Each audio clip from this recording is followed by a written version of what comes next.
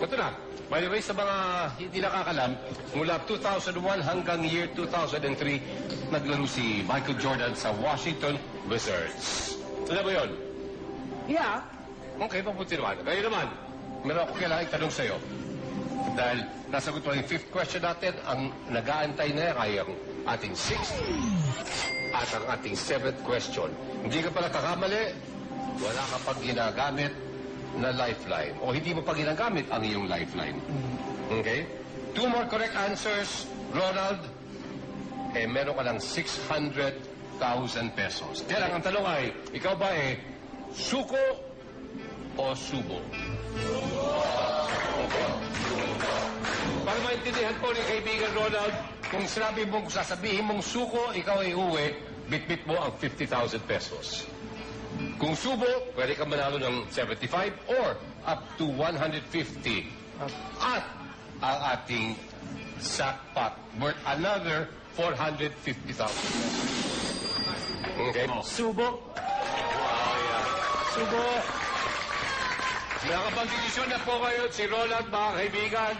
Ito ang alamin po natin kung kaya sagutin ang natitirang dalawang tanong para maiuwi niya ang ating 600,000 pesos dito sa Asar Lahat!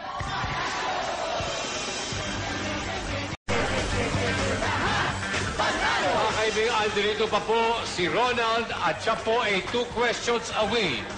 Diba? From becoming our biggest winner dito sa ating comedy game serye, ang Asar Talo. Meron na po siyang 50,000 pesos. Wala pa siyang mali at hindi pa niya ginagamit ang kanyang salbabida. At the next question, worth 75,000 pesos. At pagkatapos, kung sasagutin mo ng tama, doon tayo kagad sa 150,000 peso question kung saan katabi mo si Joy Diosa. Pabuenas. Eto na, tulad ng nabanggit ko kanina, 2 correct answers away from 600,000 pesos. Okay? Next question is worth 75,000. Pumili ka na kategorya. Nakakaloka. Nakakaloka. Yun ay tungkol sa law, ang batas at politika. Naku. Okay, for 75,000 pesos. Ronald, good luck.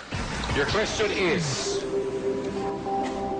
sinong NM ang binansagang matiba sa kanyang bayan sa South Africa, kung saan siya'y nanilbihang presidente mula 1994 hanggang 1999.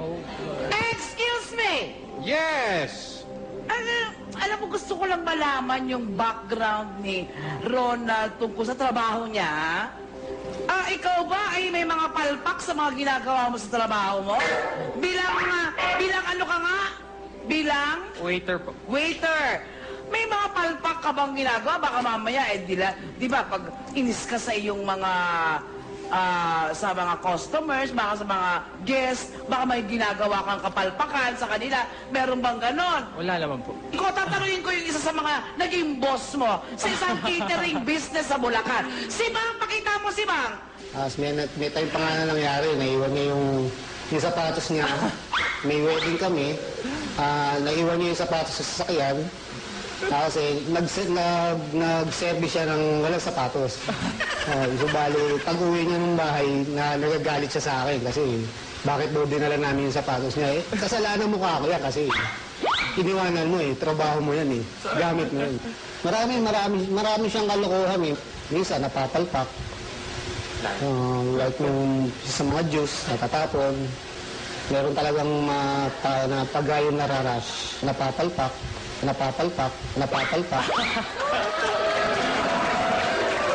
May background sa law. May background sa law si Ronald.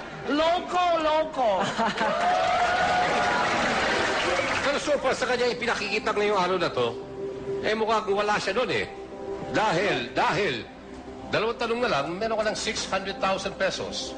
Don't be Tatanda mo pa yung deceived last by his question. looks. Tanda po, kaso wala akong matanda ang sagot. Nako! Yan na! Yan ang sinasabi ko ngayon! Maibibigay ng electric fan!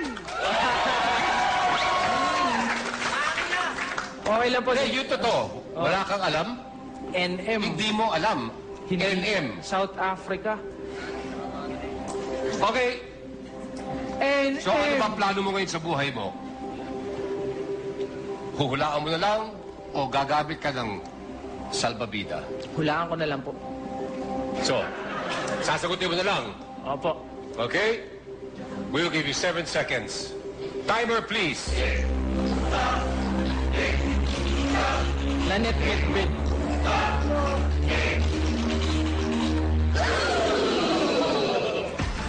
Ay.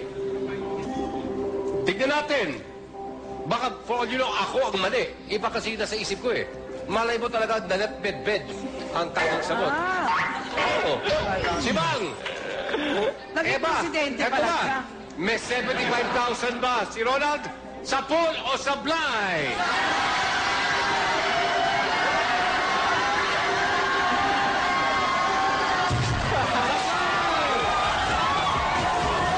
Mahirap po eh. Mandela. Yung nakulong ng 30 taon. Hindi ko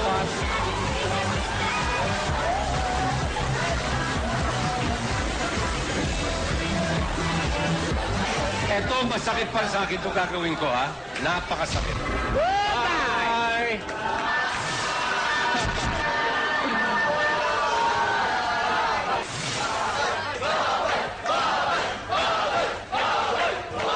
Yan. Okay, thank you, Ella. Sayang, 450,000 pesos. Pero in the running pa tayo para sa 150,000 pesos. The correct answer, of course, is Nelson Mandela. Kaya naging simbolo siya ng freedom dahil nakulong siya for over 25 years nung may apartheid pa sa South Africa. Naging presidente siya in the first fully democratic election in 1994 at nalilbihan siya hanggang 1999. Okay. Pero dapat alam mo yung si Nelson Mandela na yan. Aba. So ngayon, ito mangyayari, kailangan ngayon. Nelson Mandela lang, hindi mo pa kilala, hindi mo pa alam. Pero may pag-asa pa naman siya sa 150,000 peso O, question. tingnan natin ulit kayo kung makukuha mo pa Bibigyan yan. namin ngayon ng isang repeater question, pero yan pa rin yung kategorya. Okay po. Okay? Politics and the law. For 75,000 pesos, Ronald, your question is, bago siya naging Secretary of Justice, si Laila de Lima ay pinuno ng anong komisyon ng administrasyon ni President Gloria Macapagal Arroyo? Ay, nako! Madali-dali yan. Sandali lang. Ano? Dudes, alam mo bang yung si Ronald ay miyembro ng ST? Ah, anong ST? Samahang Takusa!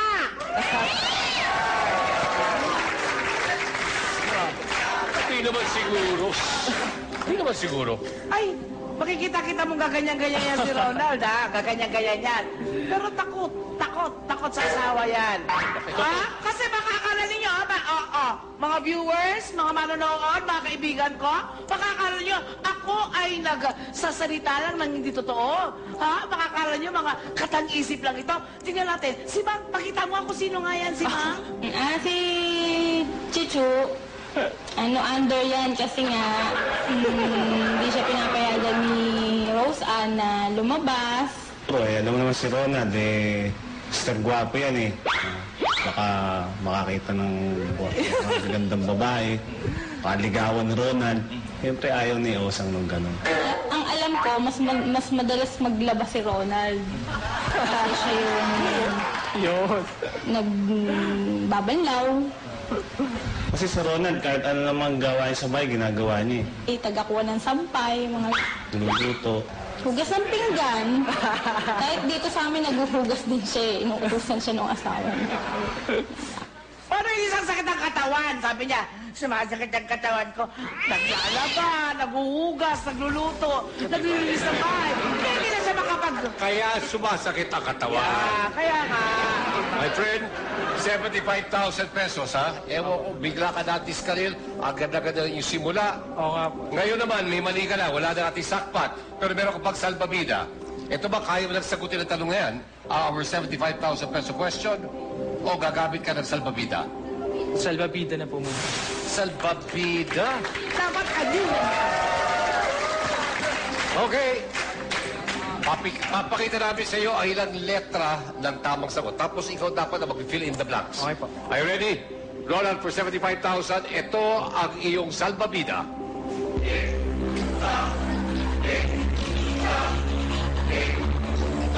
Siya pala.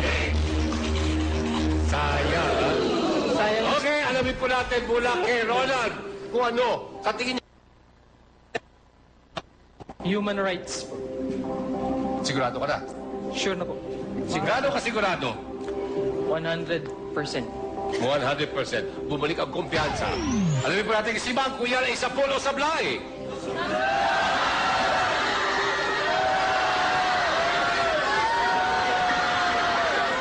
Tapos!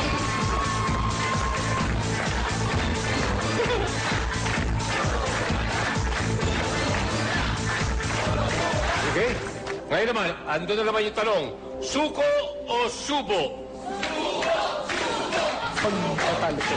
Ha? Pag natalo po kaya, meron pa naman. Pag natalo ka, yung 75 mo ay magiging 50,000 pesos. Subo na po, subo na. Subo! Subo! Subo, subo. So kaya na, okay yan, di ba? Maganda na may 50,000. Okay na po yan, okay na. Pero may chance yung 50 ay maging 150,000 Yan. pesos. Okay mga kaibigan, last chance na po ni kaibigan Ronald. Alamin po natin kung sa kanya na dapat o karapat-dapat ang ating 150,000 peso top prize when we come back dito sa Kasar.